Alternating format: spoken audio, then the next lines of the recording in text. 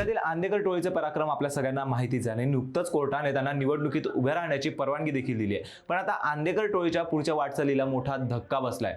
तर त्याच्या मागचं कारण आहे की गणपती विसर्जनाच्या आधी पुण्यातील नानापेठ परिसरामध्ये आयुष कोमकर या तरुणाची हत्या झाली। हा खून आंदेकर टोळीने केला असं पोलिसांच्या तपासात समोर आलं। म्हणजे वनराज आंदेकरच्या खुनाचा बदला म्हणून हा खून करण्यात आला।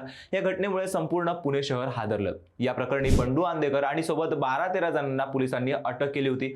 पण आता महापालिका निवडणूक जवळ आली आणि आंदेकरांच्या वकिलांनी अर्ज केल्याप्रमाणे आंदेकर कुटुंबातून 3 जणांना निवडणुकीत उभ्या राहण्याची परवानगी मिळाली आहे। बंडू आंदेकर, लक्ष्मी आंदेकर आणि वनराज आंदेकर यांची पत्नी सोनाली आंदेकर। मात्र आता त्यांच्या निवडणुकीच्या वाटचालीवरती मोठा संकट येऊन आदळलंय। आयुष कोमकरची आई कल्याणी कोमकर यांचा एक व्हिडिओ समोर आलेला आहे। त्या व्हिडिओमध्ये त्यांनी सगळ्या राजकीय पक्षांना विनंती केली आहे, जर आंदेकर कुटुंबाला निवडणुकीत तिकीट मिळालं तर ज्या पक्षाकडून मिळेल त्या पक्षाच्या कार्यालयासमोर त्या स्वतःला आग लावून घेतील। राजकीय पक्षांसाठी ही विनंती कमी आणि धमकी जास्त आहे। आंदेकर कुटुंबाने त्यांच्या मुलाचं आयुष्य संपवलंय। त्यांना न्याय मिळवून देण्याऐवजी तुम्ही आंदेकर कुटुंबाला निवडणुकीत उभे राहण्याची परवानगी देतात, असं करू नका अशी मागणी त्यांनी नेत्यांकडे केली आहे। या सगळ्या प्रकारामुळे आंदेकर कुटुंब अडचणीत आलंय।